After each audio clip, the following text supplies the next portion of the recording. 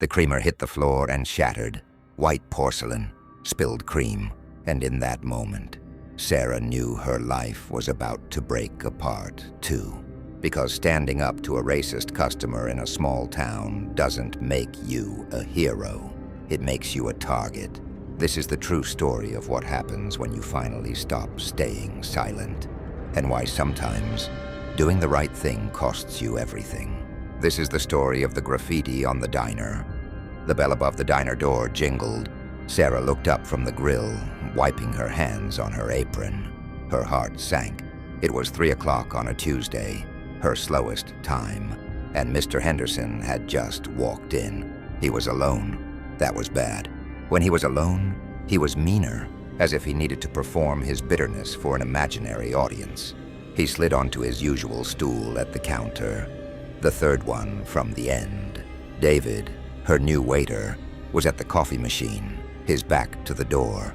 David was a good kid, a junior at the local college, pre-med. He was smart, fast, and the first waiter she'd had in years who actually refilled the salt shakers without being asked. "Coffee, black," Henderson barked. David turned, a bright professional smile on his face. "You got it, sir. Coming right up." David poured the coffee and slid it in front of Henderson, placing a small creamer next to it, just in case. It was a simple, polite gesture. Henderson stared at the creamer. He looked from the white porcelain cup to David's dark hand. He didn't touch the coffee. "I said black," Henderson grunted. "Yes, sir," David said, his smile not wavering. "The creamer is just on the side. Can I get you anything else? We have a fresh apple pie." Henderson looked up, his eyes, pale and watery, fixed on David. He leaned in, his voice low enough so only David and Sarah, standing by the pass-through window, could hear. "I don't need you telling me what I want, son. I've been coming to this diner since before your parents were born. I know the menu. I just want you to do your job, and don't smile at me. It's not right." David's smile froze. It didn't fall, it just broke. He took a small step back. I'm sorry, sir." "You heard me," Henderson said. He picked up the creamer and dropped it on the floor. It shattered, splattering white porcelain and cream across the black and white tiles. "Now I asked for black coffee, and I expect to be served by someone who knows their place. Go get a mop and tell Sarah to come take my order." David stood there, his shoulders tight. He looked at the mess on the floor, then back at Henderson. He was 20 years old, trying to save for medical school, and this 70-year-old man had just thrown a dish at his feet. This was the third time. The first time it was, "Boy, get me water." The second, it was a complaint that David had shortchanged him by $1, a lie Sarah had disproven by checking the register. Each time, Sarah had stayed quiet. She'd told herself Henderson was just an old crank. She'd told herself to pick her battles. Her business, the Oakwood Diner, was fragile. She couldn't afford to lose regulars, even the nasty ones. But today, something was different. Maybe it was the sound of the creamer shattering. Maybe it was the look of utter cold humiliation on David's face. Sarah untied her apron and threw it on the counter. She walked out from behind the grill line, her footsteps loud in the quiet diner. "David," she said, her voice shaking just a little, "you don't have to clean that up. Go in the back and start prepping the vegetables for dinner service. I'll handle this." David looked at her, his eyes wide. "But Mrs. Sarah." "Go on, it's fine." He nodded, gave one last look at Henderson, and disappeared through the kitchen doors. Sarah turned to Mr. Henderson. He was already smiling, that thin, smug smile. He was expecting his usual order and his usual victory. Sarah stood directly in front of him. She did not pick up the broken porcelain. "Mr. Henderson," she said. Her voice was quiet, but it was harder than steel. "Sarah, good to see you," he said, pulling a menu toward him. "This new kid of yours is a mess. Doesn't listen. Now I'll have the—" "His name is David," Sarah interrupted. Henderson stopped. He looked up. "What?" "His name is David, and he is a pre-med student at Harmony Creek College. He is my employee." and you are not allowed to speak to him that way ever again." Henderson's smile vanished. His face, usually pale, began to turn a blotchy red. "Now you listen to me, Sarah. I was friends with your father. I've been eating here for 40 years. I will not be lectured by you. Or by him. I don't care if you've been eating here for 100 years." Sarah said, the adrenaline making her brave. "You will treat my staff with respect. You will not use slurs. You will not throw dishes. And you will not, ever, tell one of my employees that they don't know their place. His place is right here. Your place is conditional." The silence in the diner was absolute. The only sound was the hum of the old soda fridge. Henderson stared at her. He had never been spoken to like this. Not here. This was his diner. He slowly, deliberately, slid off the stool. He stood up, buttoning his jacket. He was a tall man, and he tried to use his height to intimidate her. "You're making a mistake, girl," he whispered. "No," Sarah said, not backing down. "I'm correcting one." He looked at her, his eyes full of a kind of venom she had never seen before.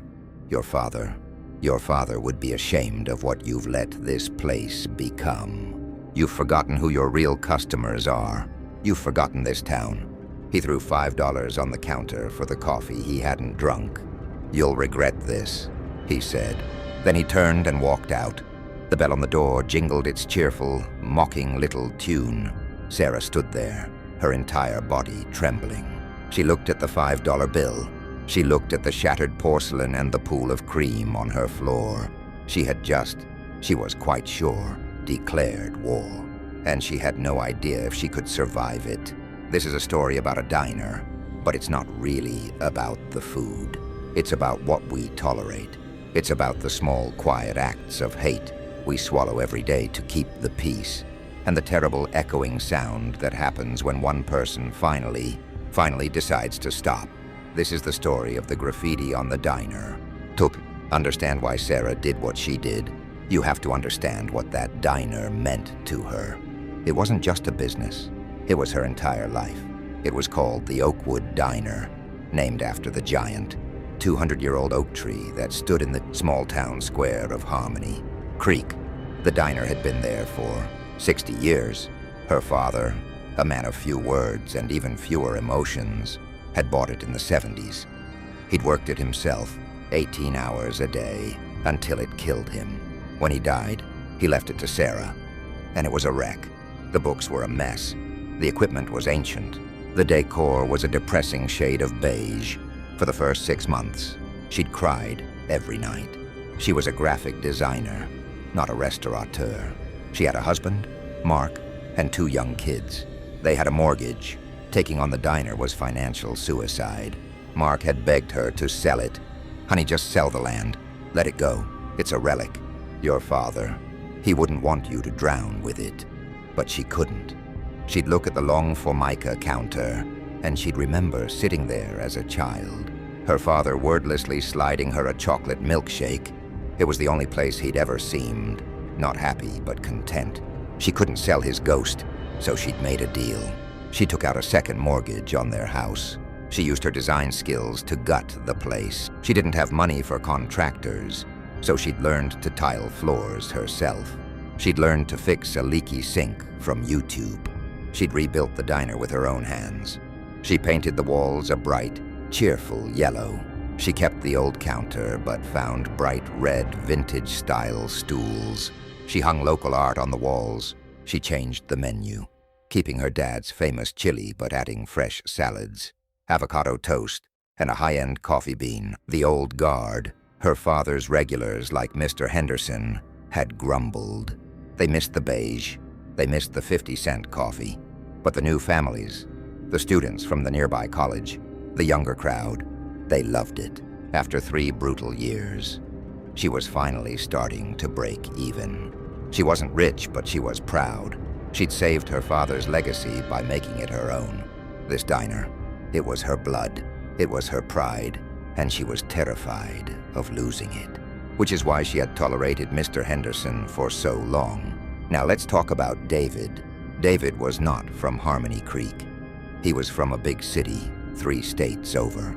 He'd come to Harmony Creek College on a near-full scholarship.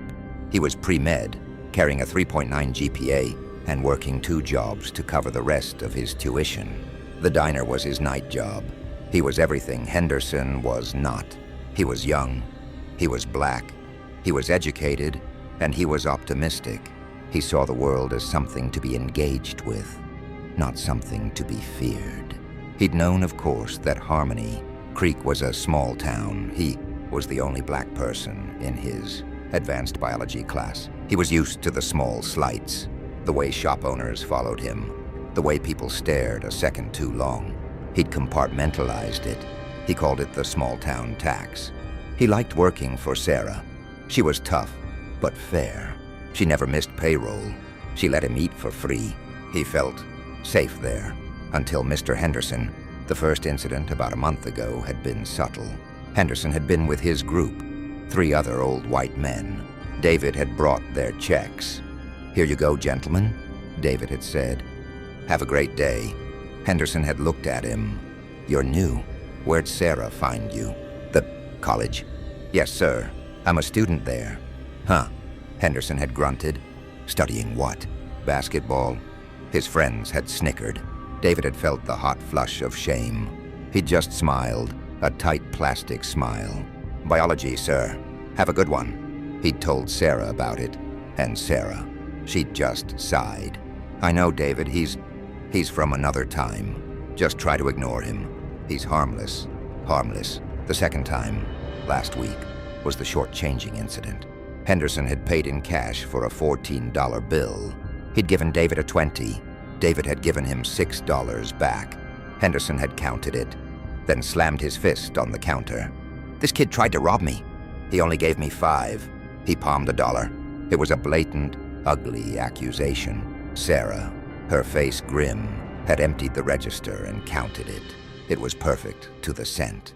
"It's all here, Mr. Henderson. David gave you $6. Henderson had just grunted. "Humph. Tricky, these new registers. Keep an eye on him, Sarah. You can't be too careful with his kind." And Sarah had said nothing. She'd just met David's eyes, a look of apology, and gone back to the kitchen. The shame of that silence, it had eaten at her for a week. So today, when the creamer shattered, it wasn't just a creamer. It was the basketball comment. It was the his kind accusation. It was 3 years of her swallowing her own values to protect her business. It was the shame of betraying the very community she claimed to be building. When she'd told Henderson to get out, she wasn't just defending David. She was defending her own soul. After Henderson left, David came out of the kitchen. He was holding a dustpan and brush. He looked at Sarah, who was still standing, shaking, in the middle of the diner. "Miss Sarah?" he said, his voice quiet. "I'll get it, David," she said, her voice rough. "No," he said. He walked over and knelt, carefully sweeping up the sharp white pieces of porcelain. You didn't have to do that." "Yes," Sarah said, finally moving.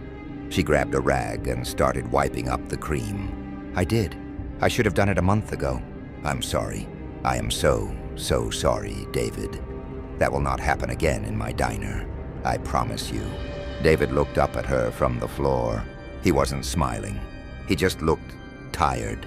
"It's okay, Mrs. Sarah, but he's right about one thing." "What's that?" "You'll regret this."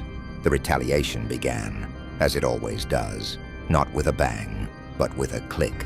That night, at home, Sarah was checking the diner's Facebook page. A new review had been posted, 1 star, from a Hank Henderson. The review read, "Used to be a great place. My family has been going for 40 years, but the new owner has let it go. Hired rude, aggressive staff who don't know how to do their job. The owner was unprofessional and hostile. This is not a family-friendly establishment. We will be taking our business elsewhere." Sarah's stomach twisted. Rude, aggressive staff. She knew exactly what that meant. It was code. Her husband, Mark, came in. He saw her face. "What's wrong, honey?" "Henderson. He's starting." He left a 1-star review. Mark sighed, rubbing his face. Okay, so it's 1 review. People will see he's just a crank. It's fine. No, Mark, you don't understand, Sarah said, scrolling. Look, there was another one. 1 star. From Mary Henderson, his wife. So disappointed. Such a decline in service. Felt unsafe. And another 1 star. From someone she didn't know. Heard from a friend the owner is crazy. Avoid. Then she clicked on the Harmony Creek Community Facebook group. It was a private group with 5,000 members. The entire town. Mr. Henderson had made a public post, a warning to my friends and neighbors. I had a terrible experience at the Oakwood Diner today. I was a loyal customer for 40 years, and I was insulted and thrown out by the new owner, Sarah Miller, for making a simple complaint about a new, incompetent waiter. She seems to have forgotten who built this town and who keeps her business alive. I, for one, will not be supporting a business that disrespects its local, long-time customers. It's a sad day when outsiders are treated better than the people who live here. The comments, there were dozens. That's terrible, Hank. We're with you. What happened? I knew things were changing there. Too fancy. Not for us anymore. Who was the waiter? The new one? The student? I thought he seemed off. Sarah felt physically ill. He was twisting it. He was making her the villain. He was making David the threat.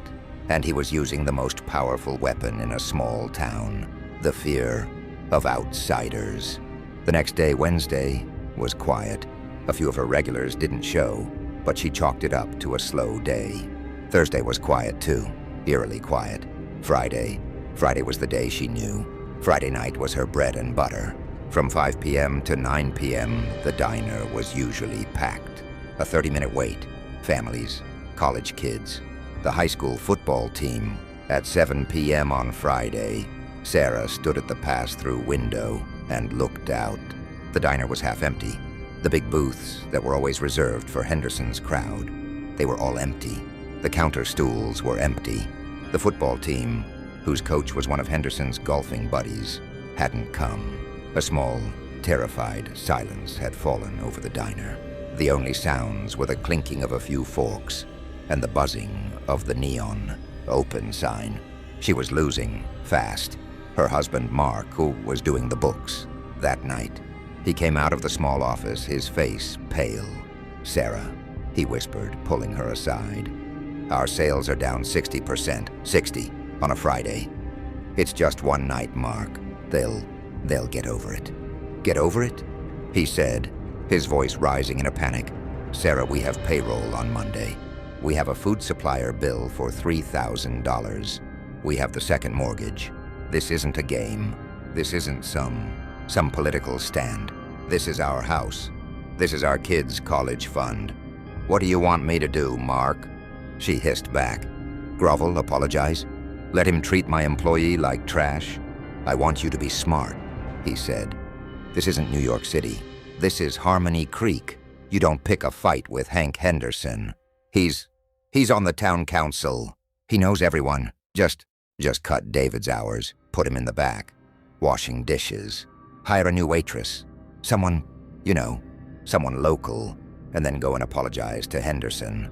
Say it was a misunderstanding. Sarah looked at her husband. He was a good man. He was a practical man, and what he was saying made perfect, logical, financial sense. And it was the most disgusting thing she had ever heard. No, she said. Sarah, don't be a martyr. I said, no, Mark. I'm not sacrificing that kid to save our mortgage. I won't. Then you're sacrificing us, he yelled. You're sacrificing your family. He threw the ledger on the counter and stormed out the back door. Sarah was left standing alone in her half-empty diner, her ears ringing. The situation with her staff was no better. She had 3 other employees. Brenda, a waitress in her late 50s who had worked for Sarah's father, and 2 high school kids who worked in the kitchen. Brenda cornered her by the coffee machine. Sarah, I'm just gonna say it, Brenda said, not meeting her eye. You made a mistake, a big one. It wasn't a mistake, Brenda. It was the right thing to do. The right thing? Brenda snorted. The right thing is keeping us employed. I've got rent to pay. You picked a fight with Hank. For that boy, he's not even from here. He'll be gone in a year, but Hank, he's been here forever. He is this town. He was racist, Brenda. He threw a dish. He's an old man. He's grumpy. You're supposed to humor him. That's what your father did. Your father knew how to run a business. He knew you don't. You don't poke the bear. My father also let this place rot. My father was wrong, Brenda. Brenda's face hardened. You're a fool, Sarah. You're arrogant. And you're going to run this place straight into the ground. She untied her apron, the same one she'd worn for 20 years. I quit. I'm not going to be on a sinking ship. I'll go call Hank. I'm sure he and his friends will be happy to see me over at the Townhouse Grill. She dropped the apron on the floor and walked out. Sarah was now down a husband, a 20-year veteran waitress, and 60% of her income. All in 72 hours, David saw it all. He saw the empty tables. He heard the fight with Mark. He saw Brenda quit. He was working twice as hard, running the front of the house all by himself. His pre-med focus now a grim waiter's efficiency. At the end of his shift on Saturday night, another disastrously slow evening, he approached Sarah. "Ms. Sarah," he said, holding his backpack. "David, you were great tonight. Thank you for everything. Ms. Sarah, I'm quitting." Sarah's heart, which she thought couldn't break any further, just cracked. "What? No, David, no. This isn't your fault." "I know it's not my fault," he said, and his voice was hard, harder than she'd ever heard it. "But this is your fight. I didn't ask you to do this. I was defending you." "Were you?" he said, his eyes flashing. "Or were you defending yourself? Your white guilt? You're a good person, Miss Sarah, but you don't know what you've done. You think you're a hero? You think you're standing up for me? You just painted a target on my back and on yours." "David, what are you talking about?" "This morning," he said, his voice low, "I was walking to class. A truck, one of Henderson's friends. I recognized him from the diner. He swerved at me. He almost hit me on the sidewalk. He just laughed and yelled, 'Go home, boy.'"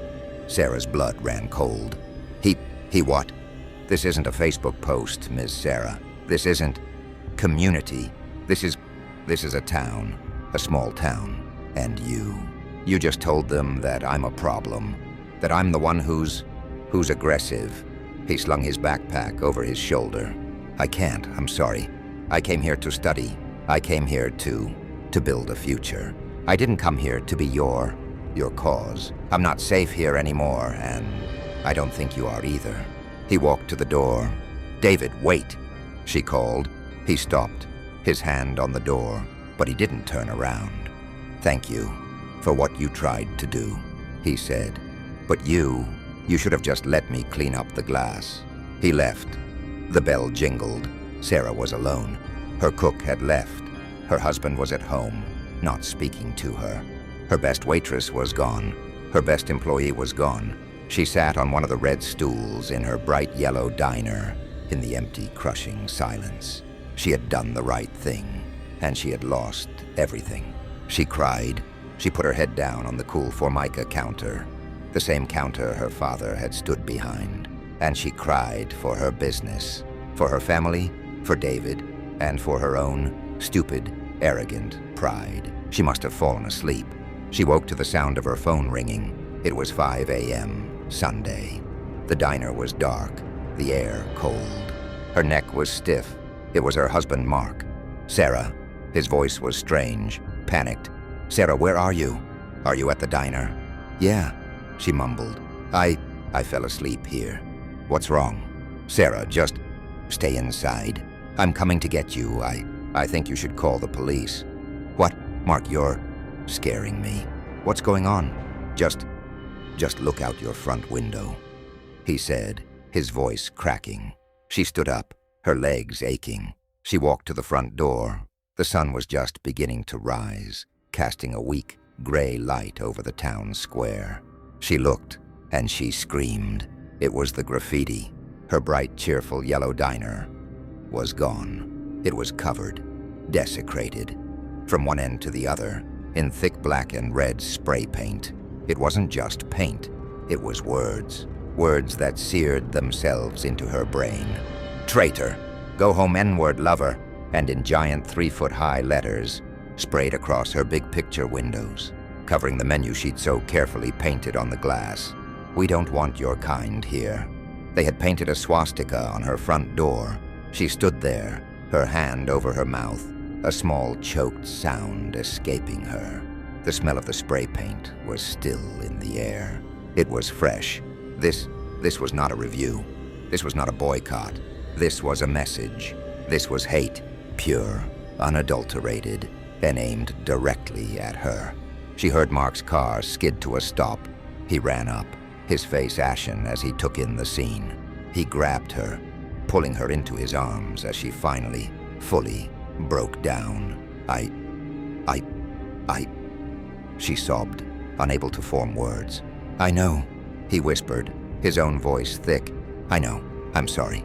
I'm so sorry, Sarah. I'm calling the police. The police came. 2 officers. One was young, the other was older. A man named Officer McCready. He was another one of her father's generation. He walked the length of the diner, his hands in his pockets, sucking his teeth.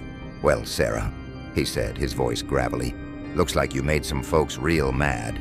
This is a hate crime, McCready, Sarah said, wiping her nose. The words, the symbol on the door. McCready sighed, flipping open his notepad. Now let's not jump to conclusions. It's vandalism, probably just kids, high schoolers. You know how they get. They see something on the internet. They think it's funny to spray paint. Funny, Mark yelled. Does that look funny to you?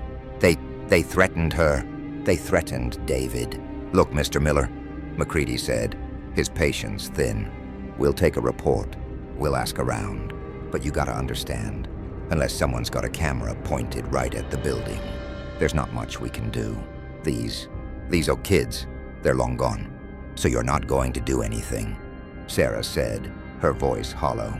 I'll file the report. But my advice? Clean it up. Clean it up fast, before the church crowd sees it. You don't want to, encourage them. He clicked his pen shut. It's a shame. Your dad, he never had this kind of trouble. He knew how to get along, and with that he got in his car and left. He blamed me, Sarah whispered, stunned. He blamed me. Mark put his arm around her. His argument from Friday night, it was gone. All the fear for the mortgage. It had been burned away by the sight of that swastika. No, Mark said, his voice hard. He's wrong, and I was wrong. This isn't about money. This is our town, and it's sick. He looked at the paint. What do we do, Sarah? This was the moment. This was the real choice. She could listen to McCready. She could get paint thinner and a power washer. She could clean it all up before anyone saw. She could paint the diner beige again. She could apologize. She could sell. She could give in. She could, as David had said, just let them clean up the glass. She looked at the most hateful word, the N-word, scrawled right next to the hand-painted logo she'd designed. She thought of David, swerved at by a truck. She thought of Henderson, dropping that creamer. She thought of McCready, blaming her. She thought of her father, and his lifetime of getting along. No, she said. No, what? Mark asked. No, I'm not cleaning it up. She walked past him, her shoes crunching on the gravel. Sarah, what are you doing? You're not just going to leave it? Get your phone, she said, pulling out her own. I'm not cleaning it. Not yet. I'm documenting it.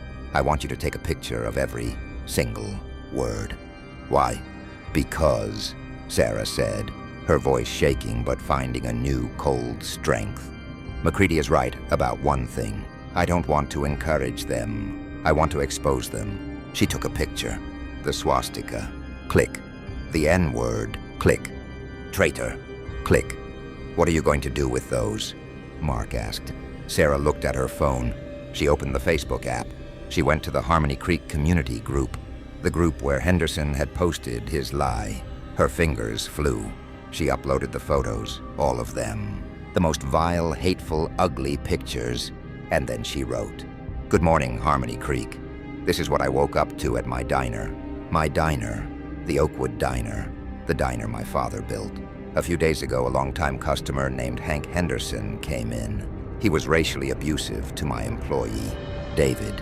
He called him boy and threw a dish at his feet, telling him he didn't know his place. I asked Mr. Henderson to leave. I told him I would not tolerate racism in my establishment. Since then, Mr. Henderson has organized a boycott. He has lied on this very page, calling me hostile and my employee aggressive. This is the result of that. This is the hate that Mr. Henderson has unleashed. This is the community he is protecting. The police told me to clean this up fast, to hide it. I will not. I want you all to see it. I want you to see the town we really live in. I want you to see what getting along and staying quiet produces. This is not kids. This is not a prank. This is a hate crime. My name is Sarah Miller, and I am not selling. I am not hiding, and I am not afraid. To Mr. Henderson, and to the cowards who did this in the dark, you have failed. You just showed the whole town exactly who you are. The diner will be closed today for cleaning, but we will reopen tomorrow, and everyone is welcome." She hit post, and for a full minute, the world just stopped. Then her phone buzzed, and buzzed again, and again. It didn't stop. The comments on the post, at first it was horror. "Oh my God, Sarah, I'm speechless.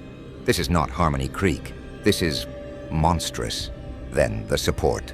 "We are with you, Sarah. We will be there tomorrow." With bells on, "I am disgusted. I'm so sorry. What do you need?" Then the backlash to the backlash.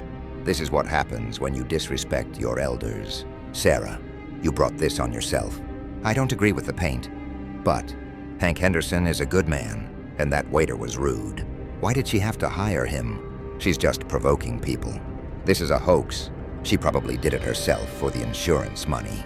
The town was tearing itself in two, in real time. On her phone, Mark read the comments over her shoulder, his face grim. "Sarah, you just set off a bomb." "I know," she said. "Good, let it go off." Her phone rang. It wasn't a comment. It was a call. A number she didn't recognize. "Hello?" she answered, her voice wary. "Is this Ms. Sarah Miller, owner of the Oakwood Diner?" A new voice said. A woman, young, fast-talking professional. "Yes, who is this?" "My name is Anjali Sharma. I'm a reporter with the State Journal. Someone in your community group sent me your post. I'd like to do a story, a feature. Can I come by the diner? Say, in an hour?" Sarah looked at the graffiti. She looked at her husband.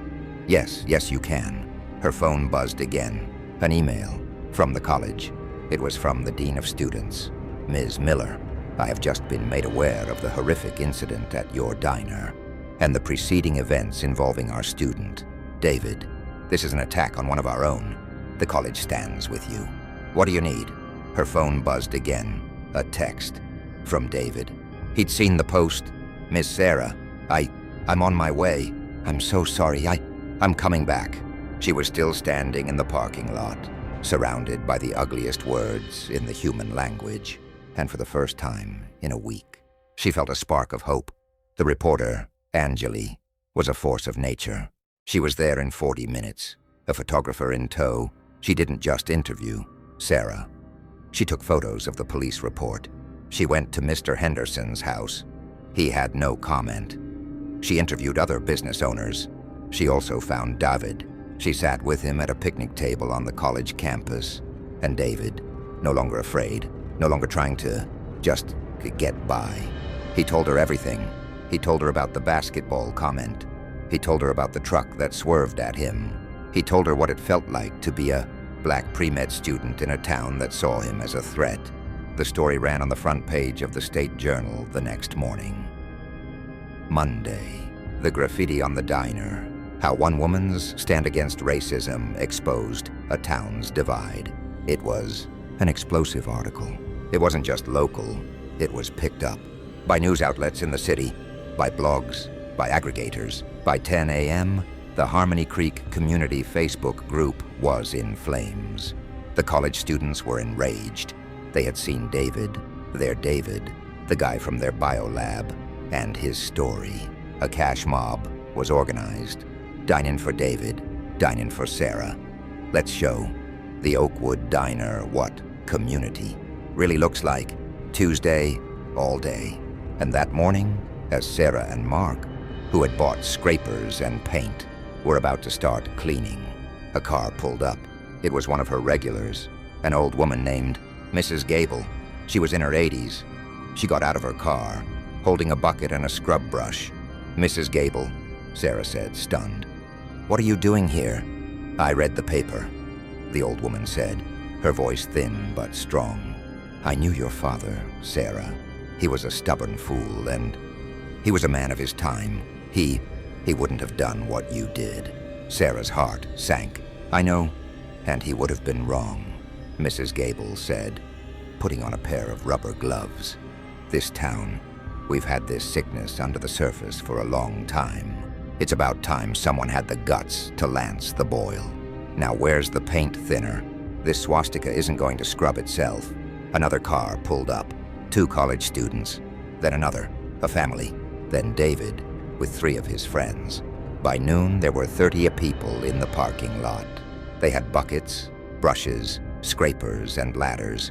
They brought paint, bright, cheerful, yellow paint. They didn't just clean the graffiti. They repainted the entire diner. Mark, her practical husband, was directing traffic. Brenda, the waitress who had quit, was nowhere to be seen. But the 2 high school kids from the kitchen, they showed up with their parents. Mr. Henderson, his name was Mud. The article had quoted his Outsiders post. The town council, facing a PR nightmare, called an emergency meeting. They issued a formal condemnation of the vandalism. Henderson, facing removal, resigned. His friends, who had participated in the boycott, were suddenly silent, claiming they had no idea it was about racism. It was a rout. The next day, Tuesday, was the dine-in. Sarah and Mark and David opened the doors at 7 a.m. There was a line. It stretched out the door, down the block, and around the corner. They were slammed. They were in the weeds from the moment they opened. They ran out of bacon by 9 a.m. They ran out of coffee by 10. They ran out of everything by noon. The people, they were students. They were young families. They were the people who had been afraid to speak up. They were people from other towns who had driven an hour after reading the article. Mrs. Gable sat at the counter, and when Sarah tried to give her a free coffee, she'd slapped a $20 bill on the counter.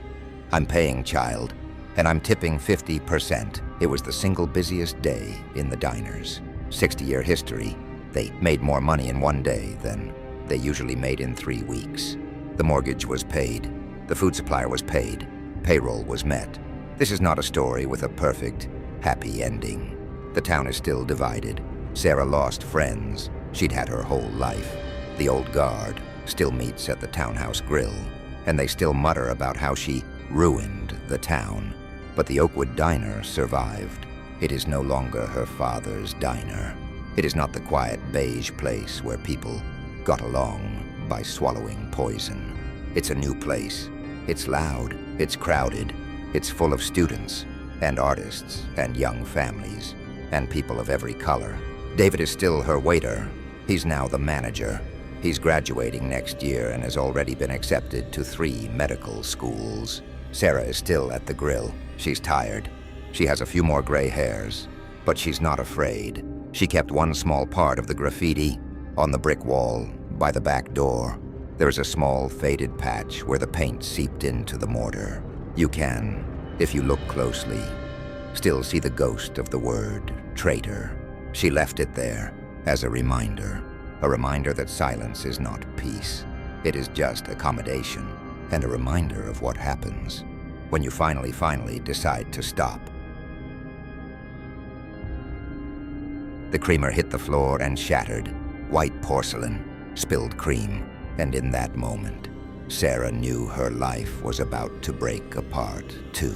Because standing up to a racist customer in a small town doesn't make you a hero. It makes you a target. This is the true story of what happens when you finally stop staying silent, and why sometimes doing the right thing costs you everything. This is the story of the graffiti on the diner,